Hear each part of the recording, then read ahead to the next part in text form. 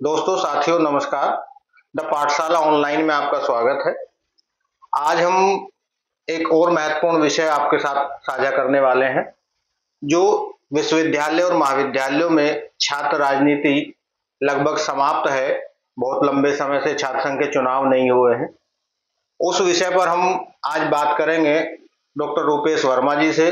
Rupesh Verma sir छात्र संघ अध्यक्ष चौधरी चरण सिंह विश्वविद्यालय में रह चुके हैं और छात्र राजनीति की गहरी समझ उनको है, और वो लगातार अनेक ऐसे मुद्दे जो सामाजिक मुद्दे हैं, राजनीतिक मुद्दे हैं और विशेष रूप से छात्र राजनीति से जुड़े हुए मुद्दों के वो अपने विषय में शामिल करते हैं। बहुत बहुत स्वागत है सर आपका। बहुत बढ़िया सुमित भाई। तो सर, जैसे मैंने कहा कि लगातार वर्तमान सरकार के अगर संदर्भ में हम बात करें तो छात्र राजनीति लगभग समाप्त की ओर है और बहुत लंबे समय से छात्र संघ के चुनाव भी नहीं हुए हैं।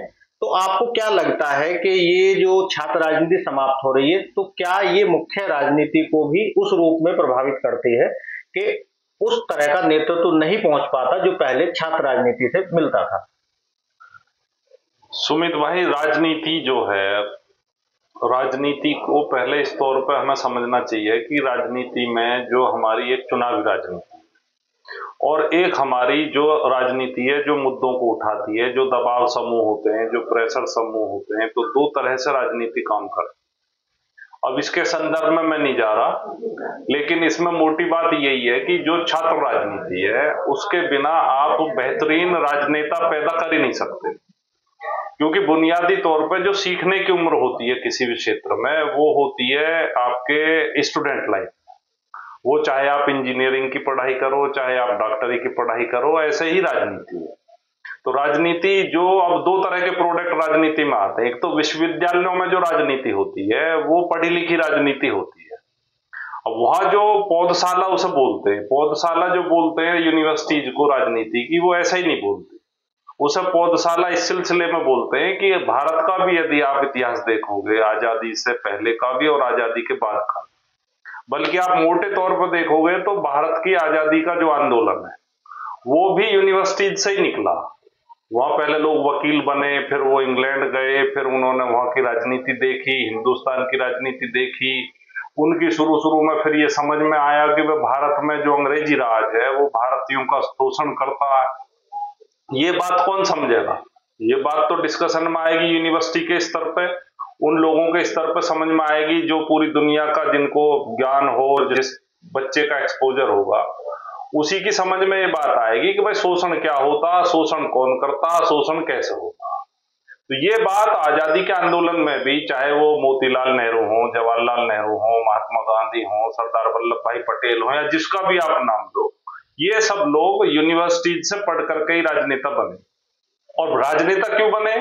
क्योंकि यूनिवर्सिटीज में पढ़ते हुए उन्हें ये बात समझ में आई कि भारत में अंग्रेजी राज भारतीयों के लिए नहीं है और भारतीयों का शोषण इसमें है और इसलिए इन्हें हटाना जरूरी है। और ये बात भी समझ में आई कि यूरोप में तो नई चीज चल रही है। यूरोप तो पूरे सामंतवाद को तोड़ के डेमोक्रेसी में जा चुका। पार्लियामेंट्री डेमोक्रेसी वहां बन गई है, हर तरह की डेमोक्रेसी वहां बन गई है, लोगों को राइट मिल गए हैं, फ्रीडम टू एक्सप्रेशन हो गया है। जो संविधान हमारा निकलता तो वो यूरोप की राजनीति से निकलता। राजनीतिक जो समझ है, मॉडर्न जो डेमोक्रेसी की समझ है, वही तो भारत की संविधान की समझ है जी। तो ये जो भारत का संविधान है, ये भी यूनिवर्सिटीज में जो लोग पढ़े और उन्होंने जो मूल्य वहां देखे, वैल्यूज जो देखी कि सबसे महत्वपूर्ण वैल्यू क्या है, सिटीजनशिप। सबसे महत्वपूर्ण वैल्यू क्या है, फ्रीडम ऑफ एक्सप्रेशन। सबसे महत्वपूर्ण वैल्यू क्या है, राइट टू इक्वलिटी। अब ये सब जो यहाँ के पीड़ित समुदाय थे वो आए। अब जैसा अम्बेडकर को आप देखोगे तो पीड़ित समुदाय से आए, अब वो उनका प्रतिनिधि कर रहे थे। उन्होंने इंसिस्ट किया कि हमें इक्वलिटी मिलनी चाहिए और उसका एक पूरा इतिहास है अम्बेडकर की राजनीति का। यदि अम्बेडकर की राजनीति नहीं होती तो हो सकता है कुछ बुनियादी जो हमारे उसूल है संविधान में, उनमें कुछ कम रह जाते जी, पूरे के पूरे हो सकता है वो शामिल नहीं होते। ये जो प्रोग्रेसिव नजरिया है, ये पूरे भारत में आजादी से पहले भी और आजादी के बाद, इमरजेंसी का आंदोलन, तो इमरजेंसी के खिलाफ जो आंदोलन है वो छात्रों ने क्यों किया?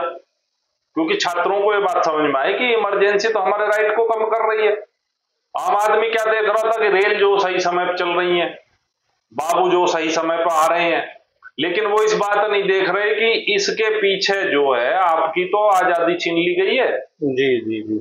और आजादी छीन लेना ज्यादा खतरनाक है। ये समय तो आप कभी भी ठीक कर लोगे, ये तो एक बहुत छोटी सी कमी है, उसे आप दूर कर सकते हो। सिस्टम जब चाहे तब जो समय पर आना सिखा सकता है। जी जी जी। तो ये जब चीज समझ में आई तो कहने का मतलब ये है कि अभी उसके बाद इमरजेंसी के दौर में जो नेता थे, लालू प्रसाद यादव कौन थे, या नीतीश कुमार कौन थे, या कौन है, और शरद यादव कौन है, और ये आपके रामविलास पासवान कौन है, राम मनोहर लोहिया जी। लोहिया जी तो चलो उससे पहले गुजर गए थे, वो भी यूनिवर्सिटी से ही निकले थे। जी जी। तो यूनिवर्सिटी के बिना नेता है ही नहीं, एक भी नेता ऐसा नहीं है इंडिया में जो यूनिवर्सिटी के बिना निकल जाए। जी। और यूनिवर्सिटी में यदि आप राजनीति बंद कर दोगे तो आप समझो कि नेताओं की एक पूरी पौधशाला को ही खत्म कर रहे। जैसे चावल की खेती आप तभी तो करोगे जब उसकी नर्सरी लगाओगे। जी जी। और जब आपने नर्सरी लगानी बंद कर दी तो आप उसकी जो फिर आगे कैसे करोगे? फिर तो इसी तरह की सांप्रदायिकता की राजनीति करने वाले या कूड़ा कबाड़ जिनके दिमाग में समाज के में जो रहते हैं भीतर, और उसमें जो कूड़ा कबाड़, क्योंकि उनका एक्सपोजर तो है नहीं। जैसा आपने कहा कि वो धार्मिक और जातिगत राजनीति, वो आरोप तो लगते भी हैं कि छात्र राजनीति इस ओर प्रभावित रहती है, उसमें जातिगत टकराव होते हैं या धर्मगत चीजें होती हैं, उसको बढ़ावा मिलता है, ऐसा विश्वविद्यालयों के परिप्रेक्ष्य में सरकारों द्वारा कहा जाता है। देखो ये तो जातिवादी बात जो है या क्षेत्रीय जो बात है या इस किस्म की और जितनी भी बातें होती हैं, जी जी, वो तो चूंकि छात्र कोई ऊपर से तो आया नहीं है, वो इसी समाज का प्रोडक्ट है। जो समाज की बुराइयां हैं वो स्वाभाविक तौर पर रिफ्लेक्ट होंगी वहां, लेकिन उन्हीं छात्रों में ऐसे छात्र भी विकसित होंगे जो इन चीजों से मुक्त होंगे। जी।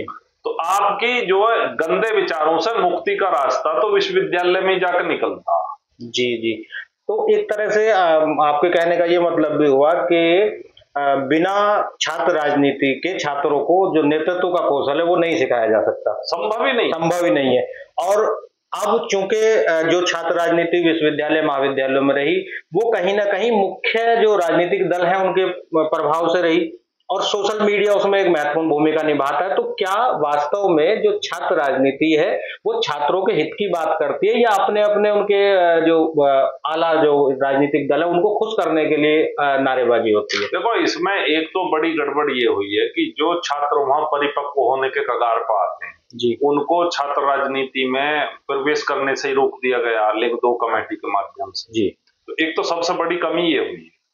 किसी भी दल की राजनीति घुसती है कैंपस में, स्वाभाविक है। किसी भी यूनिवर्सिटी कैंपस में हर दल कोशिश करेगा कि भाई मेरी भी स्टूडेंट विंग हो जी, मेरा भी उसमें वर्चस्व हो, या मेरे भी उसमें प्रतिनिधि हो। तो ये कोई बुरी बात नहीं है।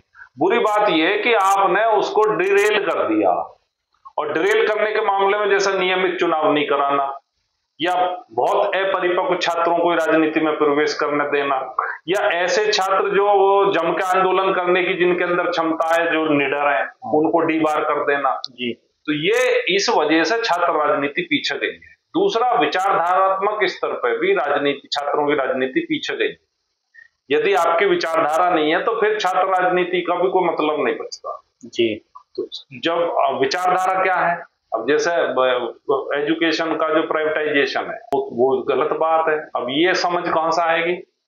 जो छात्र प्राइवेट यूनिवर्सिटी में पढ़ के तो वो समझ विकसित हो नहीं सकती, और गवर्नमेंट यूनिवर्सिटी में भी तब तक समझ विकसित नहीं हो सकती जब तक उसको लेकर के आपस में कोई पॉलिटिक्स ना होती हो जी। और वो पॉलिटिक्स कैसे होएगी? वो तब होएगी जब आपको भारत के एजुकेशन सिस्टम के बारे में आपको जानना पड़ेगा।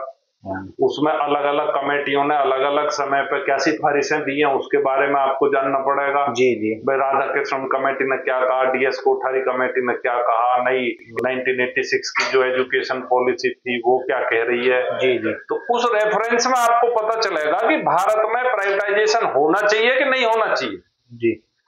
और उसमें ही ये आपको पता चलेगा कि दुनिया में कोई भी विकसित देश ऐसा नहीं है जहां पे गवर्नमेंट यूनिवर्सिटीज का विस्तार किए बिना वो देश आगे बढ़े। ठीक है। एक तो आपने ये कहा कि जो लिंग 2 कमेटी की जो सिफारिश है एक तरह से छात्र राजनीति के लिए हानिकारक है, परिपक्वता तब तक नहीं आती, तब तक उसको आपने प्रतिबंधित कर दिया कि इस एज तक ही छात्र राजनीति कर सकते हैं। एक दूसरी बात ये हुई कि जब एक और छात्र राजनीति पूरी तरह से बंद कर दी गई है, विश्वविद्यालयों में महाविद्यालयों में छात्र संघ के चुनाव नहीं हो रहे हैं, तो आज की स्थिति में छात्रों की आवाज फिर कहां सुनी जाएगी, अपनी बात कहां कहें, क्या माध्यम है फिर? देखो, कोई प्लेटफॉर्म नहीं है। प्लेटफॉर्म तो आपको विश्वविद्यालय ही बनाना पड़ेगा, और विश्वविद्यालय से बढ़िया प्लेटफॉर्म कोई छात्रों के लिए हो भी नहीं सकता। छात्रों को अपनी राजनीति वहीं खड़ी करनी चाहिए, वहीं उसका डिस्कोर्स चलाना चाहिए। उसका एक छोटा रूप आप देखो तो जैसे जेएनयू है, तो जेएनयू में क्या कि हर मुद्दे पर वहां राजनीति होती है, हर मुद्दे पर वहां चर्चा होती है, तो उसका रिफ्लेक्शन आपको कहीं ना कहीं मीडिया के माध्यम से या देश के स्तर पर कोई गंभीर राजनीतिक सवाल जो यदि कहीं छात्रों के स्तर पर उठ रहे हैं तो जेएनयू से उठ रहे हैं, उनमें कोई खास बात है, केवल विचार का ही तो फर्क है जी, कि वो उस विचार को लेकर के वहां चर्चा होती है, उस विचार को लेकर के जो नए बच्चे पढ़ने जाते हैं वो वहां सीखते हैं तो उन राजनीतिक बातों को सुनते हैं, सुन करके उसको अमल में लाते हैं, और उसी की फिर आंदोलन भी होता है, चर्चा भी होती है। तो जैसे मेरठ विश्वविद्यालय है जी, तो मेरठ विश्वविद्यालय में क्या कि पर पहले भी यही था, हम सब जब लोग वहां रहते थे या हमसे पहले के भी जो लोग वहां रहते थे तो वो सारे मसलों को लेकर के चर्चा करते थे। लगता था कि भाई इस मसले पर हमें आगे बढ़ना चाहिए, गलत हुआ तो उस पर आगे बढ़ जाते थे। जी जी जी जी। तो एक तरह से जो छात्र राजनीति के ऊपर एक आरोप ये भी लगता है कि उससे जो विश्वविद्यालय और महाविद्यालय है उनका जो शैक्षणिक माहौल है एक तरफ तो वो प्रभावित होता है। एक प्रश्न तो ये हुआ। दूसरा ये हुआ, क्या भारत जैसे लोकतांत्रिक देश में हम एक ऐसी राजनीति की कल्पना कर सकते हैं जो छात्रों के द्वारा छात्रों के लिए हो, बिना किसी राजनीतिक दल के हस्तक्षेप के? देखो, मेरी समझ से यदि हम ये बात कहेंगे कि छात्रों की राजनीति छात्रों के लिए, तो ये अपने आप को संदर्भ से काटने वाली बात है। राजनीति को कभी भी आप टुकड़े में काट के नहीं देख सकते। छात्र राजनीति संपूर्ण राजनीति से अलग हो ही नहीं सकती, वो एक संपूर्ण राजनीति का हिस्सा होकर के ही रहेगी, और उसे मेरी समझ से कोई अलग करने की आवश्यकता नहीं है। यदि आप उसको अलग कर दोगे, क्योंकि पॉलिसी तो राजनीति से बनती है, प्राइवेटाइजेशन ऑफ एजुकेशन का मुद्दा तो पॉलिटिकल मुद्दा है, और वो पॉलिटिकल मुद्दा तो राजनीतिक पार्टियों के स्तर पर हल होना है जी। और छात्र आंदोलन यदि होता है इस मुद्दे को लेकर के, तो जो भी पॉलिटिकल पार्टी है वो उसको सुनेगी और उस पर अमल करेगी, यदि उसकी सरकार है तो एजुकेशन को बजट बढ़ाएगी। तो मैं नहीं समझता कि ये जो समझ है ठीक समझ है। ठीक समझ ये है कि राजनीति होनी चाहिए और संदर्भ से काट करके कतई नहीं होनी चाहिए, और वो संपूर्ण राजनीति के सवालों पर, जैसे छात्रों के जो मुद्दे हैं वो भी राजनीति के साथ जुड़े हुए हैं, तो उन्हें आप अलग करके नहीं देख सकते। और ये जो आरोप है, ये तो फिर पार्लियामेंट में भी आरोप है कि भाई वहां गुंडे भी चुन करके जाते हैं और ज्यादातर समय बेमतलब की बहस में जाया करते हैं। ये सवाल तो फिर विधानसभा पे है, तो फिर पार्लियामेंट को और विधानसभा को बंद कर देना चाहिए। तो ये तो कुतर्क है, ये तर्क नहीं है। आपका कहने का मतलब ये हो कि वहां न केवल शैक्षणिक माहौल जो है उससे परिपक्व होता है, प्रभावित नहीं होता है, और ये मुद्दे वहां विधानसभा, संसद और तमाम जगह जहां राजनीति है वहां ये उठते ही उठते हैं। तो आपके कहने का अर्थ ये हुआ कि राजनीति के बिना देश में वास्तविक रूप से राजनेताओं का भविष्य नहीं है, और फिर उससे देश का भविष्य भी उस तरह से आप नहीं देख रहे हैं। देखो, लीडरशिप होती है पॉलिटिकल, और पॉलिटिकल लीडरशिप निकलती है पॉलिटिक्स से, और पॉलिटिक्स जो है वो बहुत ही पॉजिटिव चीज है। पॉलिटिक्स यदि नहीं है तो फिर आपका जो राजनीतिक जीवन आपका खत्म हो गया। तो पॉलिटिक्स तो बहुत जरूरी है, पॉलिटिक्स हर क्षेत्र में जरूरी है, इसलिए छात्रों के क्षेत्र में भी जरूरी है जी। और छात्रों के मुद्दों पर जमकर पॉलिटिक्स होनी चाहिए। उससे न केवल आपके पॉलिटिकल लीडर निकलेंगे, बल्कि आपके वहां जो बच्चे पढ़ते हैं उनका भी एक पर्सनैलिटी डेवलपमेंट होगी, लीडरशिप आप खड़ी कर पाओगे। और हायर एजुकेशन का तो मतलब ही ये है, हायर एजुकेशन इसलिए नहीं दी जाती, हायर एजुकेशन दी जाती है उस संबंधित क्षेत्र के लोगों में लीडरशिप पैदा करने के। जो बड़े इंजीनियर होंगे वो बैचलर होंगे या मास्टर्स किए हुए होंगे, वो डिप्लोमाधारी नहीं होंगे। ऐसी बड़े वैज्ञानिक जो होंगे वो सब डिग्रीधारी होंगे। ऐसी जो बड़े पॉलिटिशियन होंगे वो भी यूनिवर्सिटीज के सोशल साइंस के अच्छे विद्वान लोग होंगे, जिन्हें समाज की, राजनीति की, सोशल साइंस की अच्छी समझ हुई। अंत में सर, आपने बहुत बेबाकी से चीजें रखी, हम ये जानना चाहते हैं कि क्या छात्र राजनीति में जो लोग आते हैं उनको सबसे पहले जो उनका दृष्टिकोण है वो स्पष्ट होना चाहिए, तभी दिशा मिलेगी, और वो दिशा मिलेगी राजनीतिक दलों से।